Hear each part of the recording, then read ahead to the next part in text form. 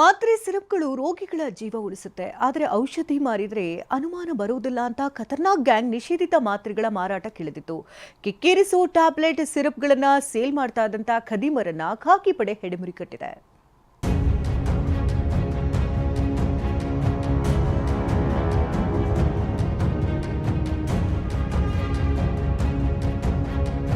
ರಾಶಿ ರಾಶಿ ಮಾತ್ರೆ ಶೀಟ್ಗಳು, ಬಾಕ್ಸ್ ಕಟ್ಟಲೆ ಸಿರಪ್ ಬಾಟಲ್ಗಳು, ಸಿಗರೆಟ್ ಪ್ಯಾಕೆಟ್ನಲ್ಲಿಯೂ ಟ್ಯಾಬ್ಲೆಟ್ಗಳಿವೆ. ಈ ಎಲ್ಲ ಮೆಡಿಸಿನ್ಗಳನ್ನ ಸೇಲ್ಗಿಟ್ಟಿರೋದಲ್ಲ, ಪೊಲೀಸರು ಬೇಟೆಯಾಡಿರೋ ನಿಷೇಧಿತ ಔಷಧಗಳಿವು. ನಶೆ ಏರಿಸೋ ರಾಶಿ ರಾಶಿ ಮಾತ್ರೆ ಸಿರಪ್ಗಳು ಸೀಸ್. ಖತರ್ನಾಕ್ ಕ್ರಿಮಿಗಳ ಹೆಡೆಮುರಿ ಕಟ್ಟಿದ ಪೊಲೀಸರು.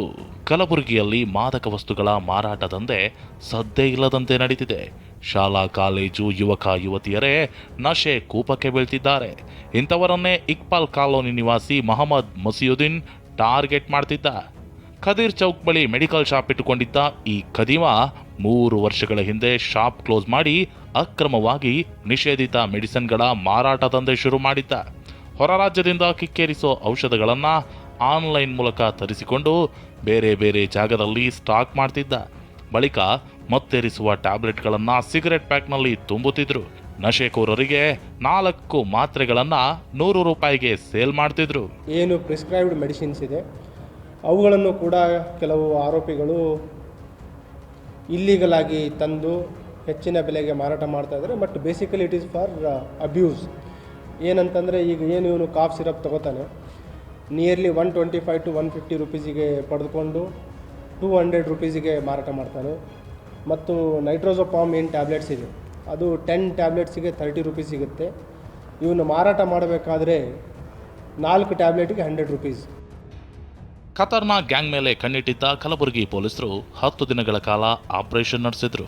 ಇದೀಗ 12,600 ನಿಷೇಧಿತ ಮಾತ್ರೆ ಶೀಟ್, 240 ಸಿರಪ್ ಬಾಟಲ್, 613 ಗ್ರಾಂ ಗಾಂಜಾ ಸೇರಿ 8.23 ಲಕ್ಷ ರೂಪಾಯಿ ಮೌಲ್ಯದ ಮಾದಕ ವಸ್ತುಗಳನ್ನು ಜಪ್ತಿ ಮಾಡಿದ್ದಾರೆ.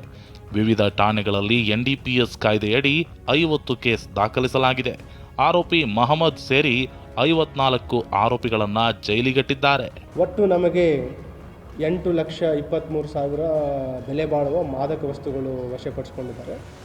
ಅದರಲ್ಲಿ ಅವನ ಹತ್ರ 100 ಗ್ರಾಮ್ ಅಷ್ಟು ಗಾಂಜಾ ಇದೆ. ಅದಲ್ಲದೆ ಆಸ್ಟ್ರೋಸೇಫ್ ಅಂತ ಅಲ್ಪ್ರಾಜೋಲಮ್ ಟ್ಯಾಬ್ಲೆಟ್ಸ್, ಅದರಲ್ಲಿ ಒಟ್ಟು 1,08,000 ಟ್ಯಾಬ್ಲೆಟ್ಸ್, 10,800 ಸ್ಟ್ರಿಪ್ಸ್ ಇದೆ.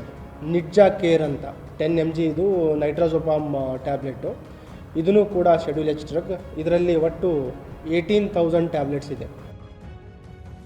ಯುವ ಸಮುದಾಯದವರನ್ನೇ ಟಾರ್ಗೆಟ್ ಮಾಡಿ ನಶೆ ಮಾತ್ರೆಗಳು, ಗಾಂಜಾ ಮಾರುತ್ತಿದ್ದ ಕ್ರಿಮಿಗಳನ್ನು ಕಾಕಿ ಬೇಟೆಯಾಡಿದೆ. ಈ ದಂಧೆ ಹಿಂದೆ ಇರೋ ಮತ್ತಷ್ಟು ಕಾಣದ ಕೈಗಳಿಗೆ ಕೋಳ ತೊಡಿಸೋದಕ್ಕೆ ಪೊಲೀಸರು ಸಮರ ಸಾರಿದ್ದಾರೆ. ದತ್ತಾತ್ರೇಯ ಪಾಟೀಲ, TV9 ಕಲಬುರಗಿ.